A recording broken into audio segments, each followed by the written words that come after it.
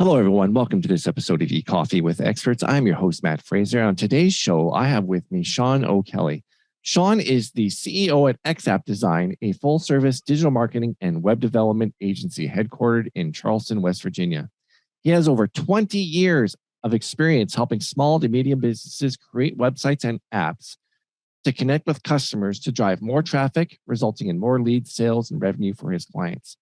When not working on the daily operations of running XApp Design, he enjoys taking his dogs for long walks in the mountains of West Virginia, as well as spending time with friends and family. Sean, thank you so much. Pleasure to have you on the show. Oh, thank you very much, Matt. I appreciate it. Right on. Happy So to be how here. did you get started? I mean, 20 years of experience. How did you get started doing this? Well, accidentally, I left a company that I was in a management position with, running a bunch of wireless retail stores, right? Cell phones.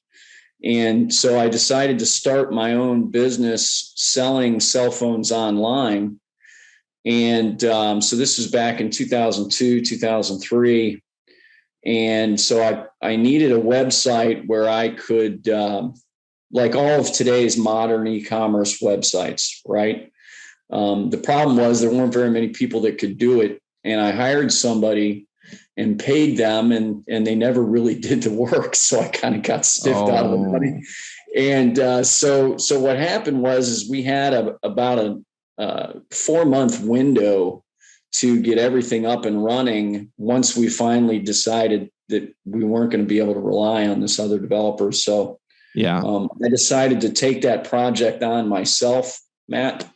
Yeah. And because I had programming experience, not web programming, but like computer programming and databases and stuff like that in the past, I decided I would take that on and got that up and running. And then what was interesting after we did that is I started getting people coming to us asking if we could build a system like that for their business.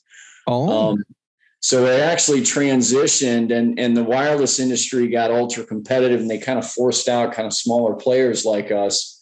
Yeah. And so I decided to transition to doing this as a business. And it was kind of heavily focused initially on database work and creating back ends for people and connecting that to their existing systems. And then it just kind of grew from there. Wow. Have you always wanted to be an entrepreneur? Like starting your own business? Actually, I did actually. And in fact, that wireless company, I took the position with them because they were a very small company. And it gave me an opportunity to get into kind of running a business by myself, pretty much. I mean, there was support there, but not much. It was still very entrepreneurial and building it from the ground up. And then, so I've always kind of wanted to do that type of thing. When I first got into sales, Matt, a long time ago when I was a kid, my first sales gig was selling car stereos out of the trunk of my car in LA. Oh, wow. So, that's pretty interesting. So it was were they hot? No, never mind. No. It was all good. But the thing is you got a lot of rejection, right? A lot of rejection. And I can imagine. But it was a really good learning experience in terms of, being confident in myself and the products and learning how to obviously sell and manage inventory, because basically we controlled everything ourselves. And, so I've always had that kind of spirit, and it runs deep in my family. One reason I'm here in West Virginia now as a home base is my grandparents both had on both sides had businesses here in West Virginia, their own businesses. So it and littered throughout my whole family is that type of small business spirit. So, yeah. So it's kind of been. So what did your parents do for a living? Well, my dad was actually a minister. Oh, okay. For 50 years. My mom ran human resources agency for many years out of Chicago. So, that they instilled in me a very, very solid work ethic.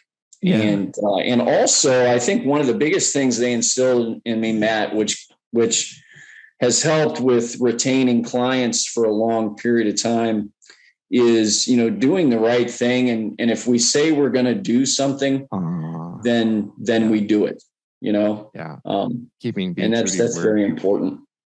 Yeah, absolutely. So how do you what systems or processes have you used to stay motivated when there are challenges? And there's been a lot of challenges over the years, right? We just there have been. So that's been a rather interesting curveball thrown everybody's way, right? Yeah. I think the main thing is I try to do and find things that I enjoy doing, right? Okay. So I enjoy helping businesses and people be able to achieve what they want to. Whether that's online or offline or whatever their deal is, I like helping them. So that keeps me motivated because I know that people need help and assistance. One of the things that happened kind of once COVID was, in that first year when they finally passed, I forget what it was in that first year when they kind of passed some government funding to help different organizations and stuff. I forget when that 2020. Late in 2020. And there's an organization here in West Virginia, the Small Business Development Center. They're a national organization, but they have individual chapters in each state. And they reached out to my company and some other companies as a way of using some of that COVID relief funding to help small businesses, get off the ground and also stay in business, so whatever their challenges were, we tried to help them get through that. Of course, our company helped them on the technical kind of the web side, right? Yeah. And marketing and that type of thing. And then other firms would help them in different areas. And they had different firms like us too. They had multiple firms that did what we did. Mm-hmm. But that was a really good experience and a good way of kind of helping businesses in need during a very challenging time. Yeah. And it was challenging for us too, so one of the things that was fascinating, Matt, is a lot of our clients were still spending money, but they weren't spending money the same way. Right. So things were kind of cut down a little bit, but then we had to go out and find other clients, to fill the void. And so it was an interesting juggling act between, adding these new clients and just managing everything and managing the cash flow and all the expectations and everything and getting all that working together all through basically a 2-year period of unknowns. A lot of people. Although 2021 picked up really good for us and 2022 has been good. So I expect things have kind of turned the corner on that. But those kind of challenges are going to happen. And I think you just have to roll with it. That system I developed a long time ago for the online wireless business. Yeah. I used that framework for over 10 years to develop other businesses' websites and stuff. Because I had full control of that framework and I developed it, I could tweak it any way we wanted, and get it to do anything. Well, in 2013, I decided I needed to start looking at content management systems that were out there rather than a custom coded one like we had. Yeah. And so that was a really interesting change because the market was looking for, at that time, they were really starting to look for standardized solutions, right? Yeah. So WordPress ended up being the winner in our minds. So we we chose to put everything really into, even though we work on other systems, a variety of, Joomla and Drupal and all these other systems, WordPress became our primary focus. And so when we get a new client, we put them into WordPress. But the thing is that we had to make that decision to get into a standardized open source system that because that's just the way the market was going, And what was your process? And what were the factors that influenced you to choose WordPress, say, over Joomla or Drupal? Or so this was a really interesting. The first thing we did was try them, right? So the first thing we did was try everything and spend a little bit of time. We actually went out and sought out some customers that had those systems that we could work with. Right. So we actually did bring on some clients that, and I actually already knew some anyway, but that we could use on those systems and fully vet them and test them. And then once we got accustomed to working with them, one of the things that jumped off the page with WordPress was just how easily you could customize WordPress. Given its framework, what its structure was. And the sheer amount of developers out there that had knowledgeable skill that you could tap into. We're always teaming up with other developers to do stuff. And so having competent developers out there readily accessible was a big factor for us. So WordPress jumped off the page in those two ways. Of course, cost for the client, the fact that there really was no cost involved there for the system itself was nice. That's basically the things that led us to choose it. Yeah. So you mentioned something there. How do you, I don't know if you've ever encountered this, but clients who think that because WordPress is free, you should work for free, or you should work for, when WordPress is free as in speech, but not as in beer, is what Matt Mullenweg always tries to reiterate. But, or the challenge is that, why can't you just use WordPress and cut the bill in half? Well, this is there's two pieces there that are really critical. So number one, you have the people that, because you see all the advertising, this of course happens every day, all the time. People see all the advertising for creating their own websites, be it Wix or Square. Square. There's so many. GoDaddy's page builder, whatever that is. GoDaddy's deal. Yeah. So any of those systems, so people have it in their mind that they can just go easily get create a website for $4.99 a month. And so that they think exactly, and they think that that you're going to be able to do that for them at a very, very low cost. And while there are people out there that you can find that will do something for a very, very low cost, what happens invariably, and this is where we get most of our clients, most of our clients come from that, right? They come from having set up those systems, and then they realize that they need help. And that help, the way that we are most able to help people is knowledge, right? Yeah, we do the work. And we create things, but really it's the knowledge of knowing what to do given their business circumstance. And we've helped so many businesses over the years, that different types of businesses, large scale, small scale. And so we use that when we evaluate a client's needs, we use that broad landscape of, knowledge. And we pull from that what they need to be able to make it work for their business, regardless of what system they're in. We'll move into WordPress if we can, but many times they're kind of contractually tied into something. and we'll work with that. But we will help them get their business off the ground and get it growing. And I think that's what people ultimately need, is they need that knowledge, point them in the right direction, right? Because it's people hear so many different things. They see so much different advertising.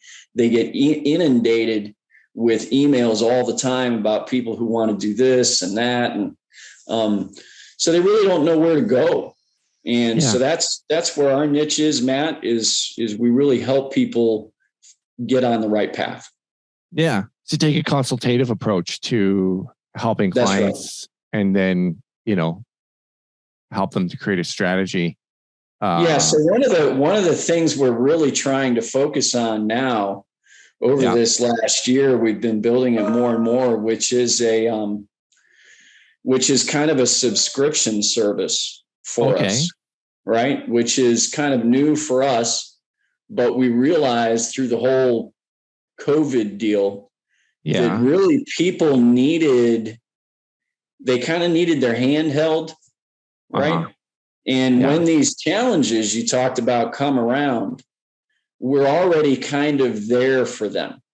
So they don't have to go seek out something else to deal with this new challenge. We're already there. We already know their business, and we can help them, and we can jump on a call with them every month to talk about what they want to do. And that's been very, very successful and invaluable for these clients. Well, that's awesome. What do you think are the keys to longevity in business? I think, generally speaking, you have to be flexible. There's a lot of answers to that question, right? So, there is. I think being flexible is key, especially today, because things change all the time, and you have to be prepared to accept the challenge. Number one, of change, you have to accept that challenge of change.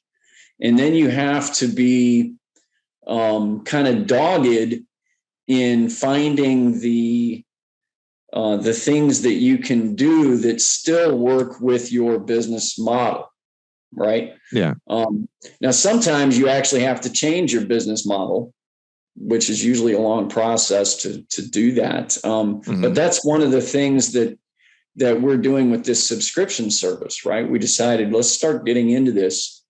We didn't leave behind anything else, but we decided we're going to start getting into this kind of subscription deal. And so that was a change, right? We had to look at the future and say, where are things going, and do, how do we want to address these needs?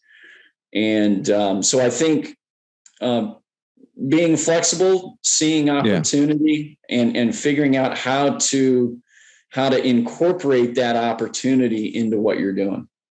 Yeah, is absolutely. Primary. Yeah. There seems to be a real shortage of tech people in the world, like competent. And, the education system seems to focus on skills that aren't soft skills. And, you see some of the diplomas that are being offered and degrees that are being offered. And people get out of university and can't get a job, and they're wondering why. And yet there are other skills that are more practical, like coding. And, and it seems like the focus of education or whatever. But the point I'm trying to make is there seems to be a shortage, even not only just coders, but also in regards to digital marketers who are competent. Yeah.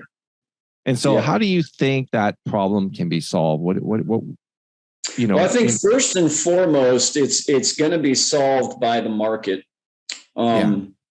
Because you are right in the education system. It's taken a long. The education system grinds along very slowly in terms of change, so it has not kept up with what is required in the business world, which is why we have this shortage. Yeah. So what is happening though, is that there are more and more services like Google. I forget what they called it. Google recently opened up a learning system to everybody for free. Oh, yeah. And I forget the specifics on that, but I think that's just an example of how things are going to start opening up. I know if I don't have kids, right? My dogs are my kids these days, Yeah. But I don't have kids. But if I did, in high school, I would have them open up their own business in high school. And I would have them learn those business skills very early on. And, maybe that's an online business or not. Maybe it's just, cutting the grass or something. I don't know.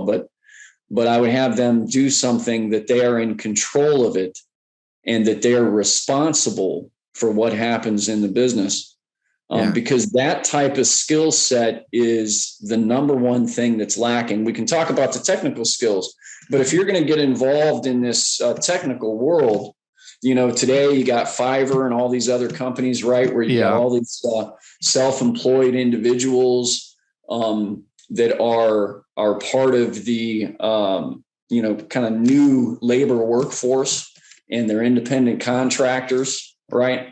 And they're hiring themselves out on a per hour or per project basis.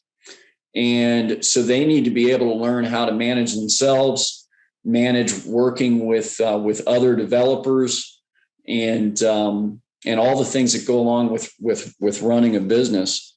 And as the market continues to grow with these self-employed folks, which it will, then what you're going to see is you're going to see the education system change accordingly. It's just going to take another 10 years at least before it's really in step. Yeah, which is way too long. So it's what do we do as entrepreneurs and business owners to like I don't have kids yet either, and but I know of kids that are in my extended family, right? And I'm absolutely blown away. Like, I'm in Canada, so although I'm planning on moving to the US, but that being said, the education system, I think, is failing people, and there's probably a lot of teachers going to be up in arms and whatever. But I see it by the fruit of it. Like, the grades of people, at least where I'm from, is on a downward projection in regards to the outcomes. And I just find it absolutely, totally, astoundingly mind-boggling that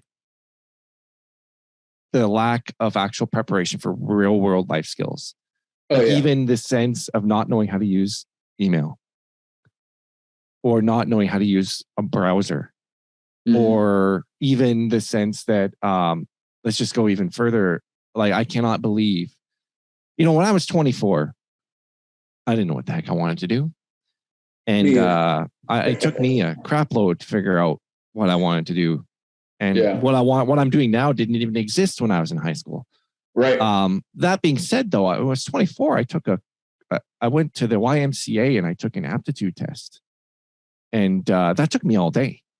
Like, I had to map it out on paper with a pencil and the dark, pick A, B, C, D, E, and it took all day. It took 6 hours, and I had to run that through. I had to wait for I don't know when to get all the results, and it was just. And now you can go online to careercruiser.com. And, either pay for it, or like through my library, local library, you can get access for free and take an aptitude test in 15 minutes. Right. And it absolutely, totally, to be quite frank with you, Sean, it blows my mind away that these kids don't do that. They don't, that the education system, by the time you're 14 years old, your personality, your grade 9. I know that in some areas, the high school is like from grade 9 to 12. Here it's 10 to 12. It depends on the jurisdiction. It doesn't matter. By the time you're 14, your personality is pretty much developed enough. You know whether you're going to be a bloody doctor, or you're going to be an engineer, or you're going to be a social worker, or you're going to be whatever. But the fact of the matter is that society right now, and my opinion, is that we don't do enough to Well, no, mold and there's shape no and guide and direct these kids. Because I know I put one kid through that test. I told him I had two siblings, one brother and one sister. I put one, the sister wouldn't listen to me and the brother did. And now he's doing what was the outcomes of that test, which was like hands-on stuff, you know, and I've always seen that in being a carpenter or whatever. He's working as an RV technician apprentice, and it's perfect for him. He's not a desk job person. Right. And I was so happy I did that with him. And the other thing is they don't learn skills like, well, let me know what taxes are. Quick. Sorry, I don't mean to go on it, but the point I'm trying to make is what the heck? Like, what can we do to?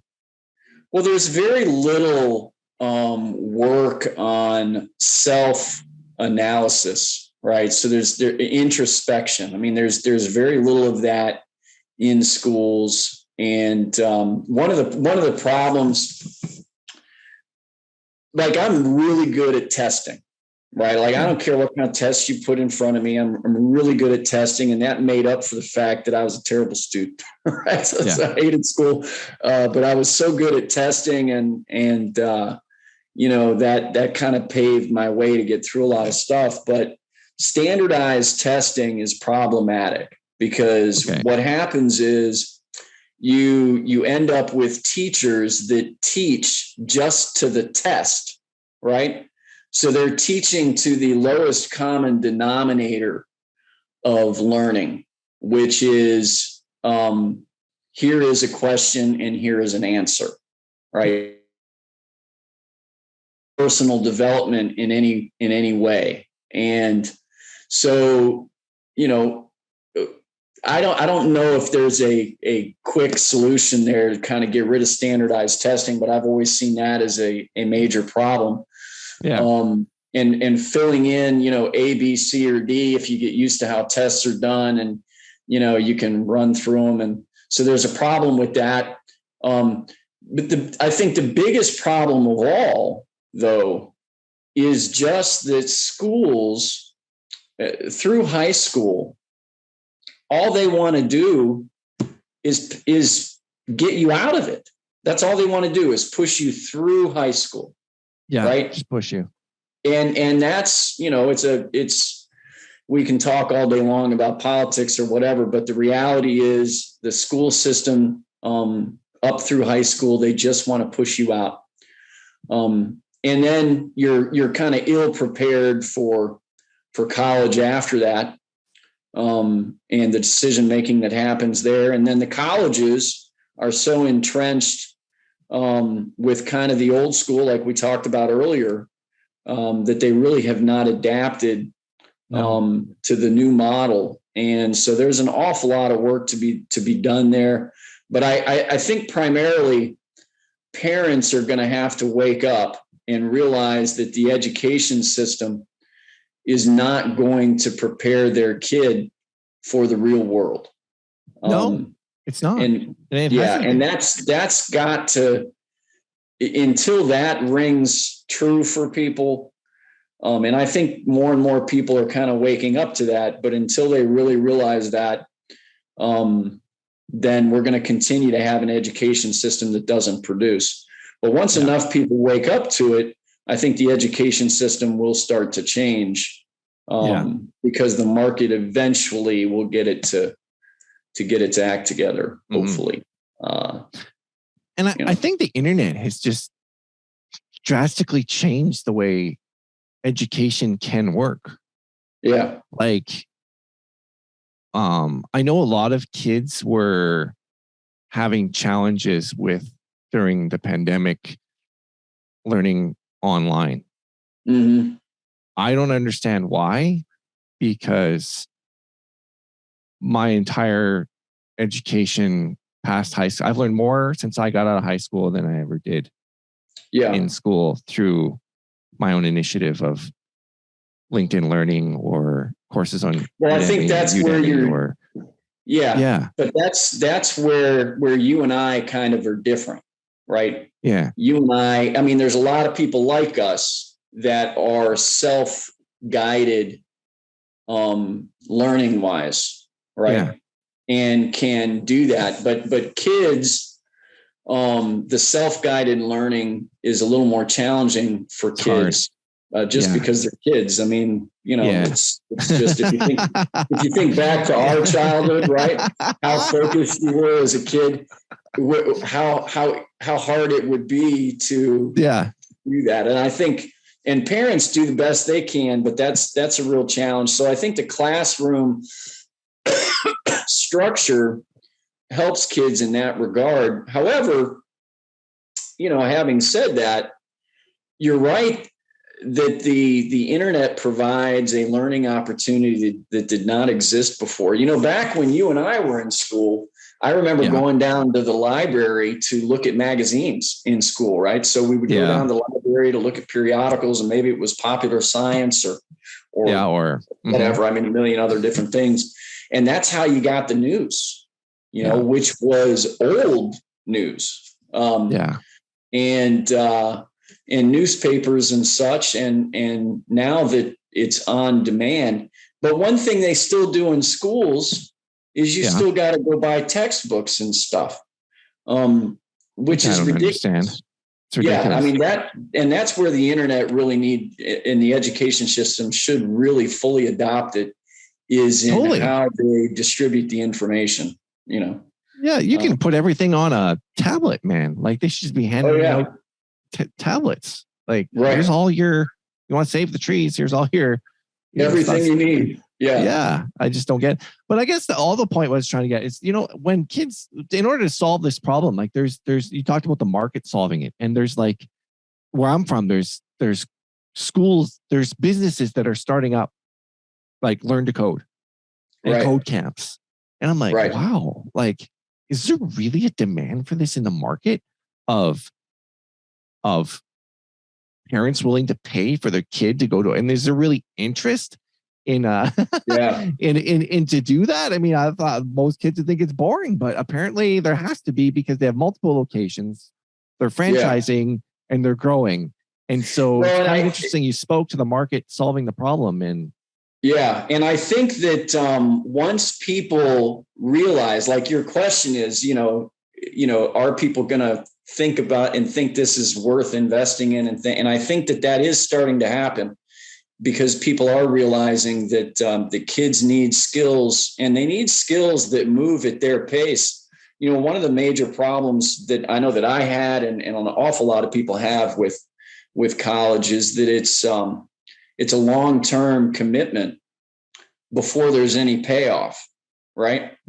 Yeah. Well, as a kid today, you could go to one of those code camps, and I don't know how that particular one you're talking about is set up, but within 3 to 6 months, you could have skills that could earn you $100,000 a year. Yeah. I mean, and you can put yourself on the market through these, like Fiverr I mentioned earlier, and all these other places. You can put yourself out there on the market and start earning money immediately. So for very little cost on the education side, instead of spending $100,000 or more on a college, you can spend a few $1,000s as a parent getting them skills that can immediately translate into dollars. Absolutely. So I think it's changing, and it's just taking time. Now, on the flip side, sorry to cut you up, but just on the flip side of this is, as a company that uses contract labor all the time, like we go out and if we need somebody that's a database person and I don't already have them, I go look for somebody, right? Yeah. If I need someone that's a particular type of marketing and I don't have that person on tap right now, I need to get somebody new with that skill set. There's more and more people available out there for that. And there's more and more avenues to try to get that person. So from the ability of a small business to kind of go out and get talent to fulfill a need, there's more and more of that available. And I think that's going to continue to grow it has to continue to grow, because this is the new model, is kind of using contract labor to build the business. Do you think I think that the future is the gig economy. Absolutely. I think self-employment and the gig economy and freelancing and contracting and self-contracting. I think the days of being an employee and working for a company for 25, 30 years and getting, it's days going are over. down. Yeah. Those days they're starting to dwindle for sure. And the gig economy is definitely a growth market. But, it's interesting how the politics of the situation, like in California, where they recently passed those laws or wanted, I forget where they came down on it actually, but they were trying to get, like all of the drivers for Lyft and why am I drawing a blank on the other one? What's the other one? Uber. Uber. So they're trying to get all those to be employees. They're trying to force those companies to hire people as employees, which is the worst thing you could possibly do at this point. And that's just going to hamper things. And, and ultimately it's not going to do any good, because people just need to adopt and realize that this gig economy is the future, and self-employment and doing stuff on 1099s and, is, and one of the key missing ingredients to all this though, is how to help people. And I don't know, I've probably over the years, it's probably been like, 30 some people that were not clients of mine, but were businesses that needed, that were totally self-employed. They were starting something new. And so they were clients. They weren't really web clients. They were more like business consulting clients. Right. Yeah. Mm-hmm. And helping them with how to navigate getting health insurance or getting investment opportunities and how to structure a business and things like that. So all these types of skills, that's where the learning and education system needs to start really kicking in, is teaching people how to work self-employment and still get the things that their parents had. Their parents had a parachute at the end, right? Yeah. And folks today aren't going to have that unless they plan for it. Exactly.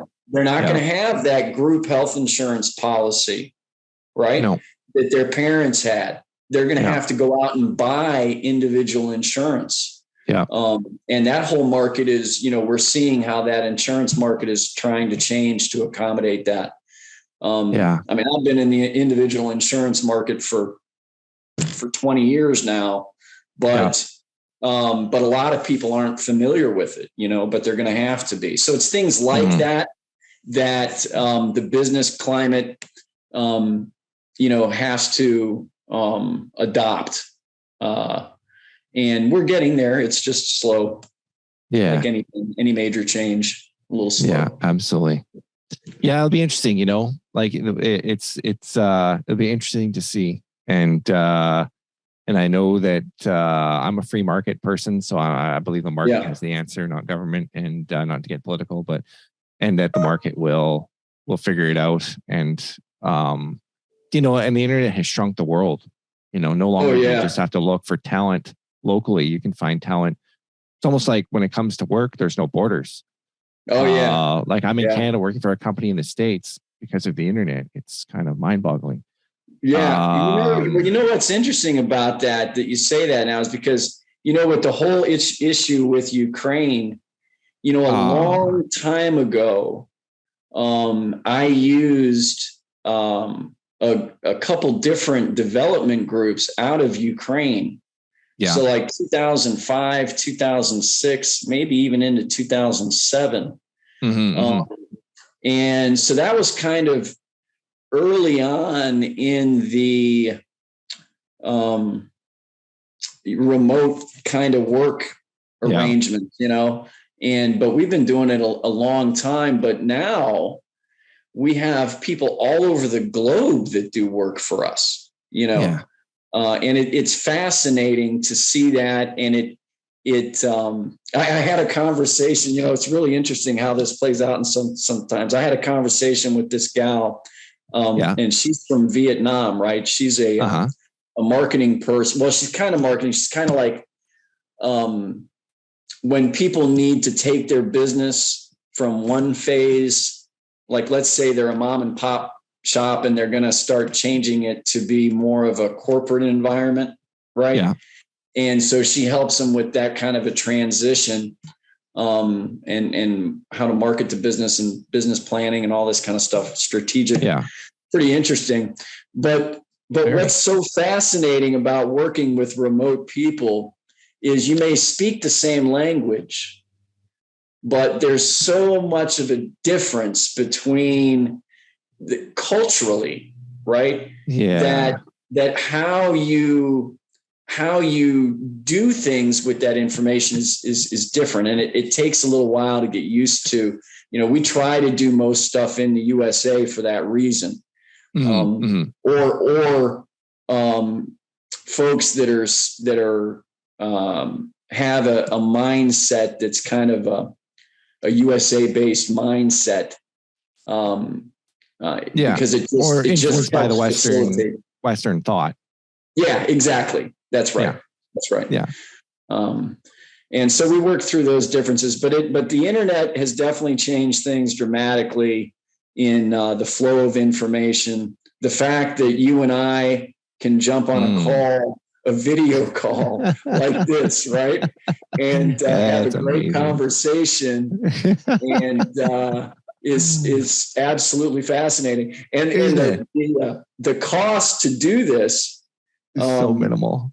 It's amazing. So absolutely. The change is good. And the thing is that we have to do, one of the things that's a challenge for us here in West Virginia is we still have a very large percentage of businesses here that they're so used to doing business the old from way, a local kind of perspective, right? And kind of, I'm going to use the word old school, but it's worked for them for so long, but now it's starting to not work as well because, all the things that they traditionally relied upon are not what drive. And so this gets back to your point earlier about what do you have to do to be able to succeed for the long term. And that flexibility of thought is so critical, Matt, because so many businesses are tied in and they've done it this way forever. And they kind of think they can continue doing it that way. Yeah. And, but what they're realizing is that their newer competitors are beating them to the punch on a lot of stuff. So they're kind of being forced to change, And if you don't, you're going to be a dinosaur. You'll be gone pretty quick these days. Yeah, absolutely. I mean, look at Kodak. Kodak invented the digital camera. They invented the very thing that put them out of business because they did not adapt. There's probably other companies that, look at Blockbuster. Oh yeah. Like they did not adapt. And Blockbuster is a great example. Wow. Yeah. Yeah. They're a really great example. Yeah. Probably the best example of what not to do in business. Yeah. I mean, and everybody's familiar with that. Well, everybody our age is familiar with Blockbuster. Yes. A lot of younger.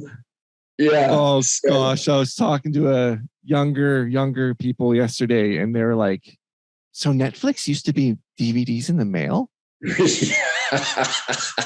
I know. No one would think of that. Yeah. Yeah. So Netflix is a great example of what to do, right? Absolutely. To be able to see the future and change with it. And that change of business. It's really hard though. It's really hard when you've been successful at something. Yeah. To then bring I worked for a long time as a kid when I was going through college and everything at Circuit City. I don't know if you're familiar with Circuit City. Yeah, I am. Yeah. Circuit City. So Circuit City was the king of electronic stores back in the day. I mean, they dominated everywhere, and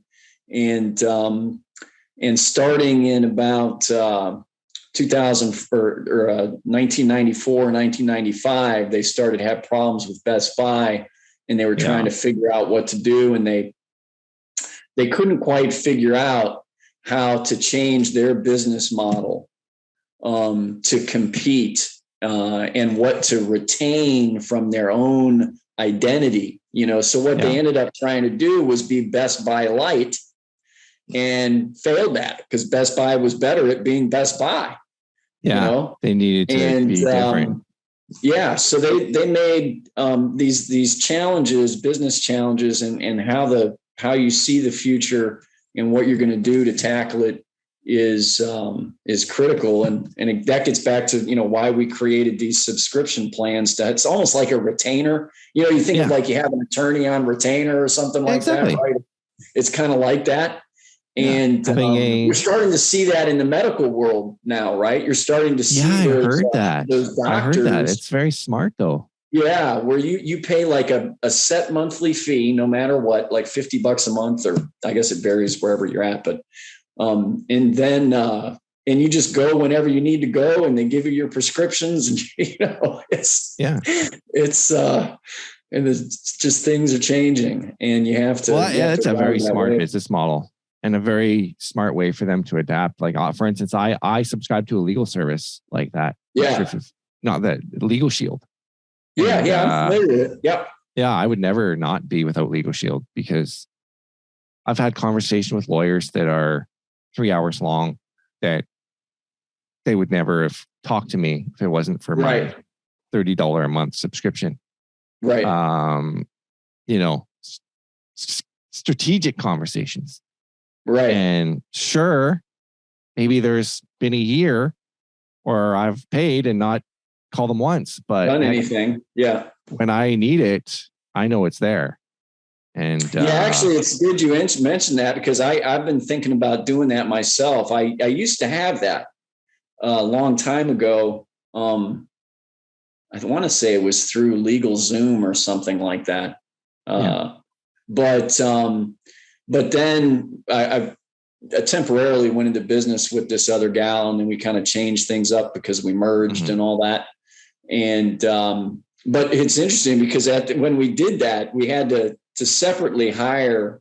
We had to hire this attorney separately to try to figure out how to bring the two businesses together. Yeah. Right.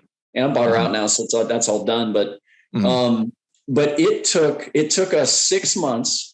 And it took us thousands of dollars to work with this attorney to figure out how to bring the businesses together. So right along, had we just stuck with the LegalZoom or Legal Shield, we'd have probably been much better off. A little bit better off, yeah. But those are the types of things that people need to know about and take advantage of. Absolutely.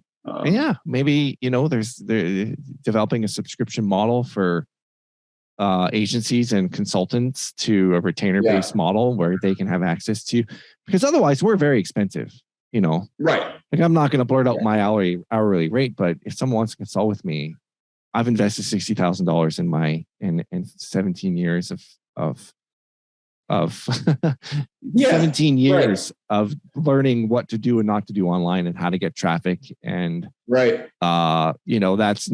doesn't come cheap. But when you have maybe a subscription model like we're just talking about, where people can, it's almost like the gym membership. It's kind of devious a little bit, maybe, because they know you're not going to use it. They purposefully oversell because they know you're not going to use it. But if there's a way to figure out how often, and in some case, what's it called? The best best use case scenario or something like that, or like they say, unlimited traffic in web hosting, but then there's this little fine print. Oh yeah, sure, yeah. Nothing's ever actually nothing's unlimited. ever unlimited. It's a joke. Yeah. But anyway. Well, actually, it's a smart business that. idea. That's for sure. Is what the point I'm trying to make. Well, yeah, no, and it has to kind of go that way. And that's why we decided we're kind of, and actually what we call it is an all-in-one website design. So what we do is we not only build or rebuild someone's website, but it includes like everything you normally think about with hosting and security and backups and caching and all that's all there. All those things. And, all that stuff's there already. And then we also do management of, we'll do management of their domain. We'll do management of their email system. We'll do management of, we'll do, when we rebuild the site, we'll do their on-page SEO as part of the build, rather than charging separate for it. So by the time their website is built, we put them on a year subscription, basically, which they would renew or go monthly after that. But within 30 days, they're up, their website's done. Right. That's smart. They're now, and instead of having to have spent thousands of dollars on that cost is spread out. And now they can spend that money on building their business right away. Yeah. So you're kind of delaying the full amount that you're getting paid and spreading it out over. That's right. Yeah. Which makes because sense. Most of our customers are long-term customers. I've got customers going back to 2005. Right. Wow. So, obviously you can't, people come and go out of business, and, there's a variety of reasons that someone could leave too. I mean, there's just, you never know the circumstance, but because we provide a value added service and with a very good personal touch, that retains people, and they want to continue working with you. And, so we have clients for years. So we know, even if we spread out that initial cost, we know we're going to recover it, by the end of that year, and year 2 and year 3 and year 4, so as long as we continue providing the level of service we do, we have no doubt that we can, even though we're delaying that payment, that, it'll be better, and their business will be better off. So if their business is better off, then they can spend more money with us doing advertising or something else, Yeah. So it all works together. Yeah. What do you think about people? There's some consultants now who are asking for an equity position in.